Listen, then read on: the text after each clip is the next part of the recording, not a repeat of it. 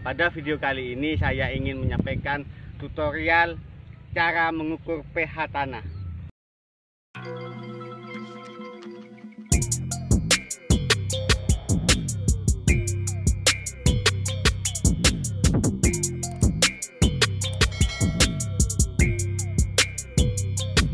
Assalamualaikum warahmatullahi wabarakatuh. Salam petani muda milenial. Ingat, menjadi petani tidak harus punya sawah. Pada video kali ini saya ingin menyampaikan tutorial cara mengukur pH tanah. Dalam usaha budidaya tanaman, tanah berfungsi sebagai media tanam dan sebagai sumber unsur hara di mana akar tanaman memperoleh nutrisi atau makanan. Syarat utama media tanam yang baik adalah mengandung unsur hara yang cukup yang dibutuhkan oleh tanaman, sehingga tanaman mampu tumbuh dengan baik dan berproduksi secara maksimal. Faktor penting lainnya yang juga sangat berpengaruh terhadap keberhasilan usaha budidaya tanaman adalah kadar keasaman tanah atau pH tanah, di mana setiap tanah memiliki kadar keasaman atau pH yang berbeda-beda. Sebagian jenis tanaman dapat tumbuh dengan baik pada tanah dengan kadar pH rendah atau tanah asam, dan sebagian lainnya bisa tumbuh pada tanah yang ber-pH tinggi atau tanah basah. Akan tetapi, sebagian besar tanaman yang sering dibudidayakan hanya bisa tumbuh pada tanah yang ber-pH netral. Oleh karena itu, setiap petani hendaknya wajib memiliki dan mengetahui alat pengukur pH tanah, di mana kita bisa mengetahui kondisi tanah sebelum melakukan kegiatan budidaya tanaman. pH tanah atau media tanam sangat berpengaruh terhadap keberhasilan suatu usaha budidaya pertanian. Seringkali kegagalan usaha pertanian disebabkan karena minimnya kesadaran masyarakat akan pentingnya mengetahui kadar keasaman lahan pertanian. Kadar pH tanah diukur dengan skala pH, rentang antara 0 sampai 14.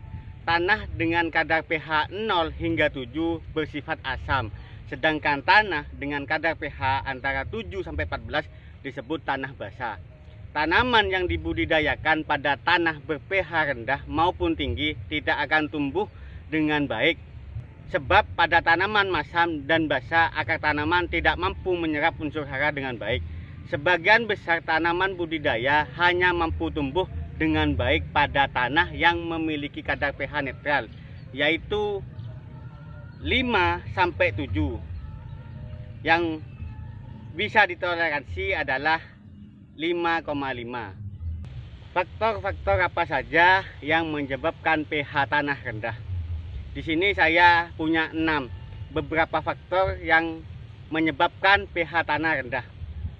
Antara lain sebagai berikut: tercucinya tanah, unsur hara akibat curah hujan yang sangat tinggi. Yang kedua, adanya unsur aluminium, tembaga, dan besi yang berlebihan pada tanah yang Anda tanami. Yang ketiga, drainase yang kurang baik sehingga menyebabkan tergenangnya air secara luas. Dan itu terjadi terus-menerus dengan waktu yang lama. Itu menyebabkan tanah menjadi pH-nya rendah. Yang keempat, terjadinya dekomposisi bahan organik yang berakibat keluarnya kalsium dari dalam tanah. Yang kelima, penggunaan pupuk kimia yang berlebihan, terutama pupuk yang mengandung banyak nitrogen. Yang keenam, tanah kekurangan unsur magnesium dan kalsium. Itulah keenam penyebab kenapa pH tanah menjadi rendah. Cara mengukur pH tanah. Cara mengukur atau mengetahui pH tanah dapat dilakukan dengan berbagai metode, baik secara tradisional maupun menggunakan alat pH meter tanah. Pada video kali ini saya ingin menyampaikan tutorial untuk mengetahui pH tanah menggunakan alat ukur pH yang saya beli melalui marketplace. Ini alat yang saya gunakan. Saya beli di Bukalapak. Linknya bisa Anda lihat di deskripsi video ini di bawah. Ini di semua marketplace sudah ada alat pengukur pH tanah, dan semua petani wajib memiliki alat seperti ini supaya sebelum menanam kita bisa mengetahui pH tanah yang kita tanami. Cara mengukur pH tanah menggunakan pH meter ini, cara ini merupakan cara yang paling mudah, praktis dan akurat jika dibandingkan dengan cara-cara yang lain, bahkan cara tradisional. Dengan menggunakan alat pH meter ini bisa kita langsung mengetahui berapa skala pH tanah yang kita tanami, sehingga mempermudah kita dalam memberikan perlakuan pada tanah yang akan kita garap. Cara penggunaan pH meter ini sangat mudah dan praktis, yaitu cukup dengan menusukkan ujung alat pH meter ini. Ini saya buka. Kita bisa ini di sini kita ada baterai dan ini ada alat digitalnya. Kita sangat mudah, kita bisa menusukkan alat ini ke tanah yang kita tanami sampai dalam segini. Sangat mudah, praktis dan menusuk, dan kita bisa lihat hasilnya berapa. Hasil yang diperoleh akan menunjukkan angka yang kita rata-rata. Kita bisa mengukur semua lahan itu. Kita ambil contoh, ambil sampelnya di mana kita lokasi. Kita nanti bisa ambil rata-rata berapa sih kebutuhan pH yang kita butuhkan untuk menanami bawang di wilayah kita. Di sini saya mengukur pH tanah di luas lahan yang akan saya tanami bawang ini. Di sini kita bisa melihat pH tanah yang saya ukur ini adalah 5, yaitu berarti tanah ini membutuhkan dolomit perkiraan 2 ton dan pupuk organik. Di alat ini juga bisa kita melihat suhu tanah. Suhu tanah 29 derajat Celcius, di mana suhu tersebut sudah standar untuk ditanami bawang.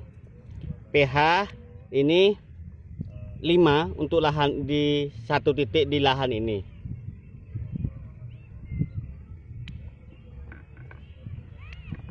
Mengukur keasaman pH tanah sangat mempermudah kita dalam pemberian dosis kapur pertanian atau dolomit, karena angka atau skala pH hasil pengukuran dapat diketahui dengan pasti secara umum, dan kita bisa menaikkan satu tingkat skala pH membutuhkan 2 ton dolomit atau kapur pertanian di setiap hektarnya.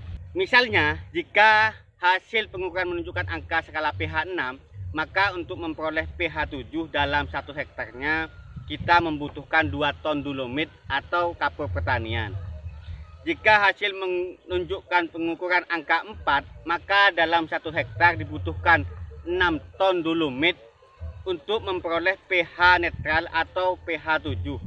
Pengukuran pH tanah dan pemberian dolomit atau pengkapuran sebaiknya dilakukan saat pengolahan lahan, sehingga ketika bibit atau benih atau lahan yang sudah kita siap untuk ditanami benar-benar stabil.